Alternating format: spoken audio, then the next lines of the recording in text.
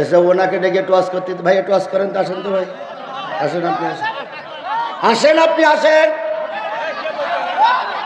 আপনি আসেন না দেখি আপনি কত দূর কোরআন জানেন, আপনি আসেন। আমি মাথা বিক্রি করে আসিনি, আপনি আসেন এখানে।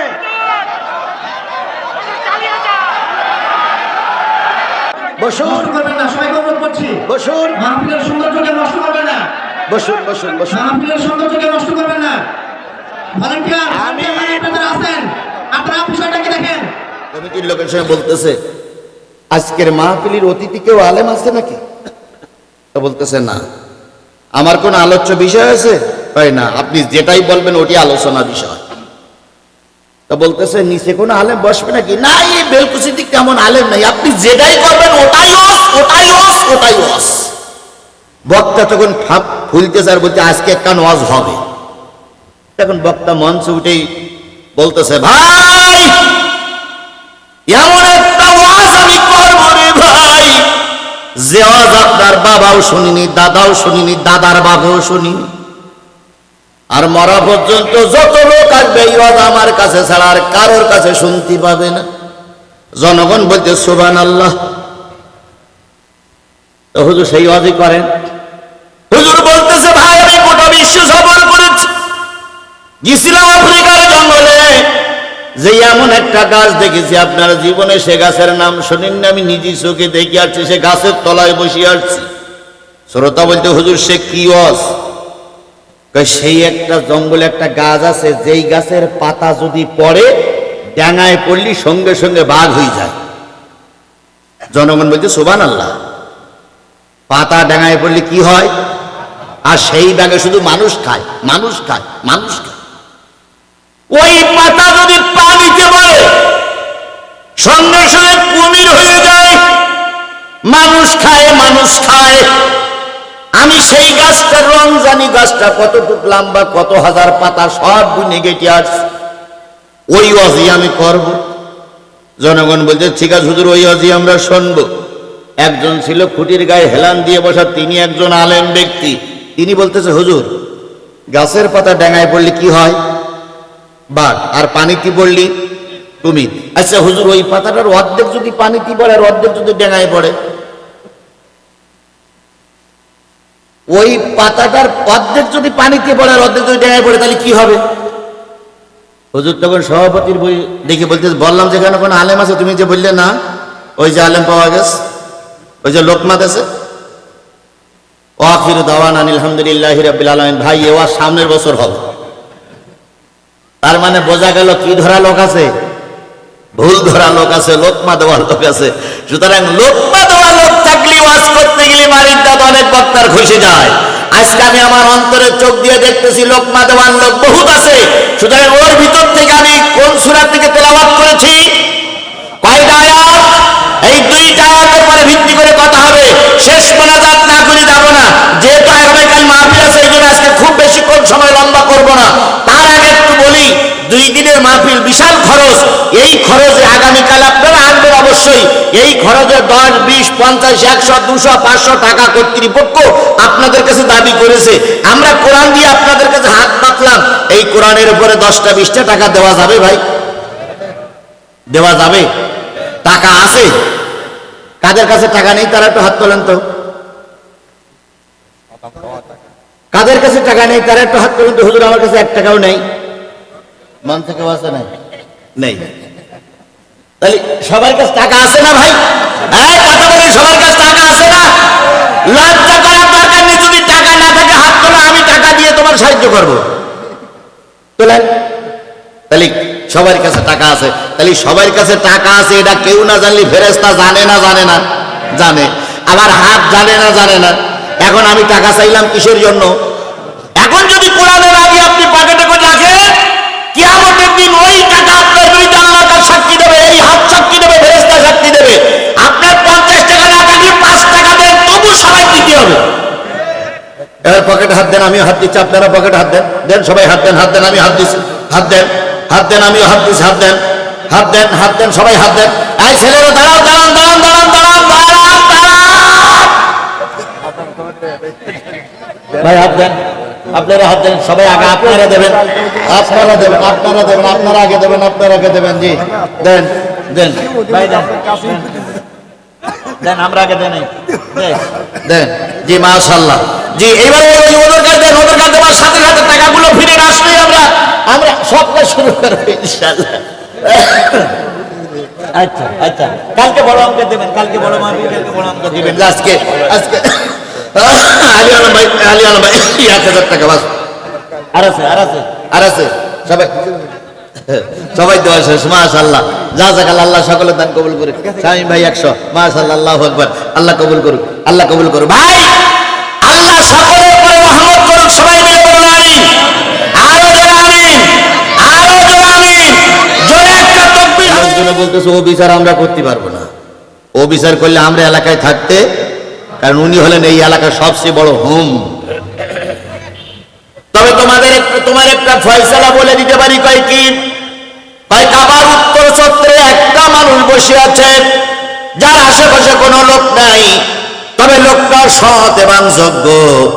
ওই লোকটার কাছে গিয়ে যদি নালিশ করো, আমাদের বিশ্বাস তোমার টাকা আদায় হয়ে যাবে। কাবার উত্তর চত্বরে যিনি বসে আছেন তিনি কে? মুহাম্মদুর রাসূলুল্লাহ।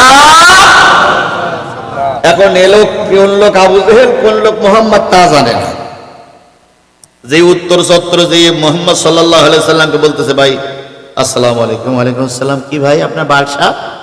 বাসা মদিনা। এখানে ওয়াকাজারমলা আসছিলাম, এক উট বিক্রি করেছি, 50 টাকা 30 টাকা খরচ হয়ে গেছে, আজকে বলতে পারলে আদায় করি নাও। গ্রামের লোকের কাছে বললাম, এলাকার লোকের কাছে বললাম, আপনারা দেখাই দিল, দয়া করে যদি টাকাটা আদায় করে দিতেন। আল্লাহ নবী বলতেছে কিনেছে কে? ওই বাড়িওয়ালা, ওই যে বাড়ি দেখা যায় লাইটওয়ালা বাড়ি, ওই বাড়ি। ওই বাড়িটা হলো আবু জেহেলের বাড়ি।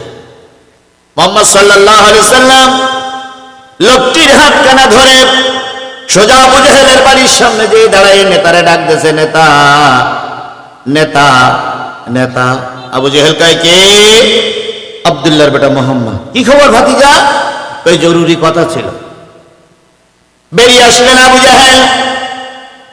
নবী ওই লোকটির হাতখানা ধরে বলতেছে, এই লোকটার কাছে উট কিনেছেন? উট কিনেছেন? কয় হ্যাঁ। টাকা দেন না কেন? 3 সপ্তাহ চালাচ্ছেন, টাকা দেন না কেন?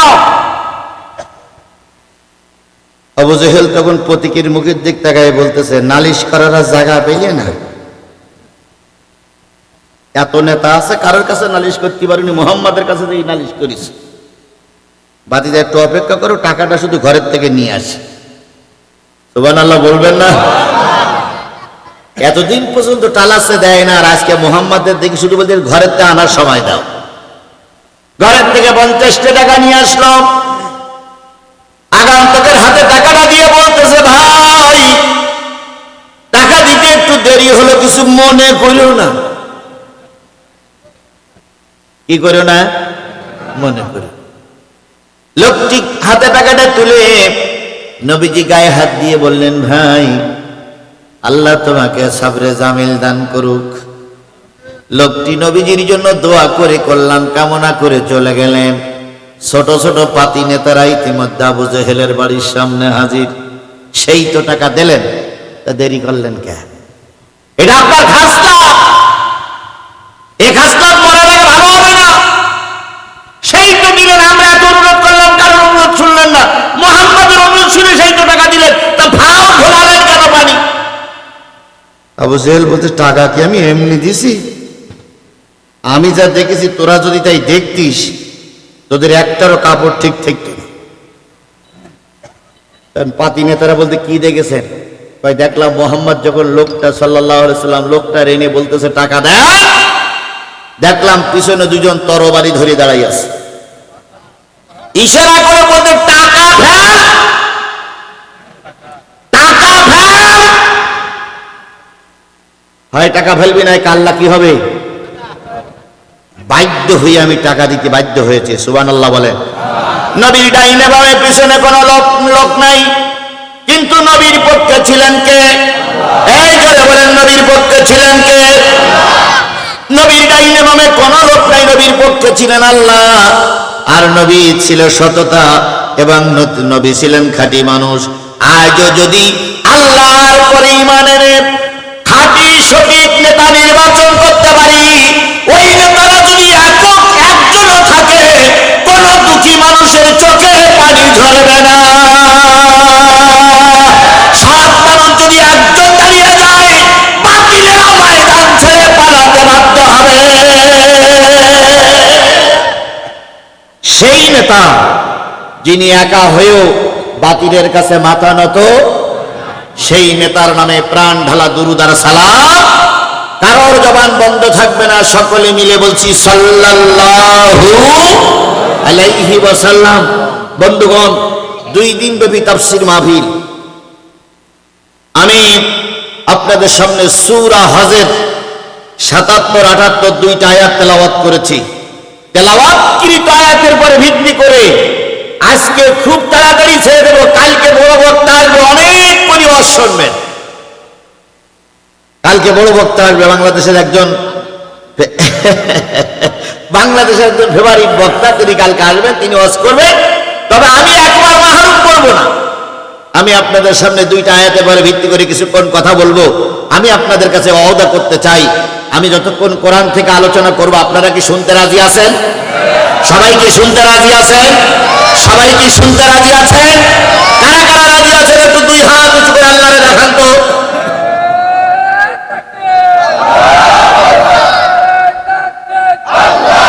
হাত নামান। আমার সম্মানিত সভাপতি উনি কিন্তু বলেছেন, আপনাদের কাছে বলেছেন যে যতক্ষণ হুজুরি ওয়াজ হবে আমরা কেউ বাড়ি যাব না। এই তাই বলেছেন না? তাই বলেছেন না? তাই বলেছেন না? তাহলে উনি যখন বলেছেন, সভাপতি যখন বলেছেন আপনারা কেউ বাড়ি যাবেন না, আমরা কেউ বাড়ি যাব না, তাহলে আজকে ভালো লাইন না ভাই? আর যেখানকার যে মাহফিলের বক্তা এবং শ্রোতা আলেম হয়, ওই মাহফিলে আলোচনা করে শান্তি পাওয়া যায়। আর যেই মাহফিলে কিছু আলেম আর কিছু জাহের, সে মাহফিলে আলোচনা করে শান্তি পাওয়া যায়। এক বক্তা আসছে অনেক দূরের থেকে, অনেক দূর, সে বক্তার এলাকার মানুষ কেউ দেখিনি, এসেই বলতেছে